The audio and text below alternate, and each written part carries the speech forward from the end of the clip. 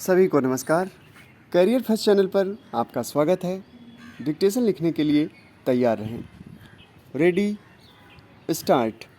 भारत के स्वप्न दृष्टा विचारकों और नेताओं का बुनियादी सपना था कि पूर्व और पश्चिम के बीच की विषमता का अंत होना चाहिए। उस स्वप्न और यथार्थ के बीच अभी खाई बढ़ती गई है। हमारा स्वप्न था कि एशिया, अफ्रीका और लातिनी अमेरिका को अपना उचित स्थान विश्व में मिलना चाहिए। साथ ही जो योगदान रहा है उन सब के अनुकूल इस भूभाग को विश्व में उचित स्थान हासिल करना चाहिए। हमें विश्व मंच पर एक मुख्य खिलाड़ी बनकर उभरना चाहिए। पश्चिम के सत्ताधारी शासक इसी से भयभीत हैं और उनका प्रयास है हमें पीछे धकेलते रहना। आज की स्थिति का एक सकारात्मक पक्ष यह है कि पिछली सदी की तरह ये पश्चिमी देश आज इस स्थिति में नहीं हैं कि वे एशियाई देशों के भविष्य का निर्णय स्वयं कर सकें।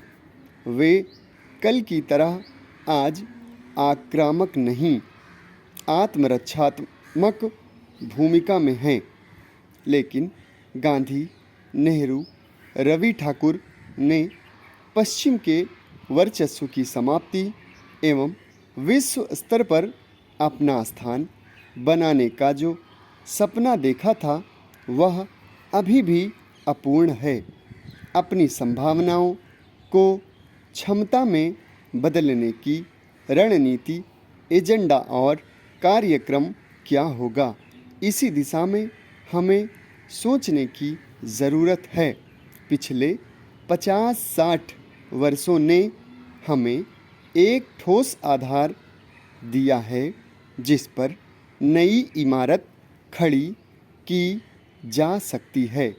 हम कितने ठोस आधार पर खड़े हैं उसका महत्व हम तभी समझेंगे जब हम अपनी वर्तमान स्थिति को ऐतिहासिक परिप्रेक्ष्य में देखेंगे।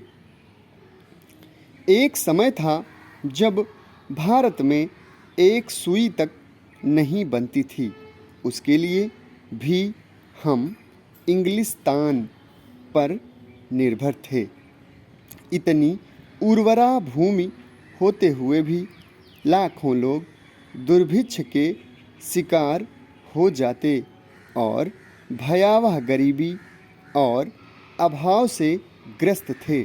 हमारी राजनीतिक क्रांति की परिणति राष्ट्रीय राज्य की स्थापना में हुई।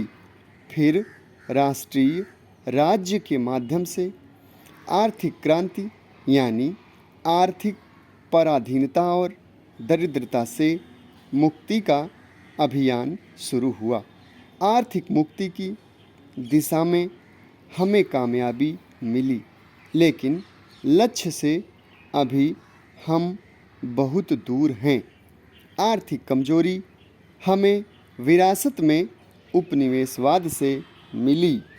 उसको मिटाने के लिए तो 6 दशक काफ़ी नहीं है। जिस देश का इतिहास ही 5000 साल से ज़्यादा का है, उसके इतिहास में 6 दशक का समय इस लंबे इतिहास का अंश मात्र ही है। लेकिन समग्रता में देखें तो यह दशक की उपलब्धियां भी कम नहीं हैं, जो अगले 6 दशक के प्रयासों के लिए हमारी बड़ी अनमोल पूंजी हैं। दरअसल देखा जाए तो हम एक लंबी क्रांति के दौर में हैं जिसमें छोटी छोटी अनेक क्रांतियां समाहित होंगी। हमने राजनीतिक स्वतंत्रता हासिल की, यह एक बड़ी बात है। समाप्त। धन्यवाद।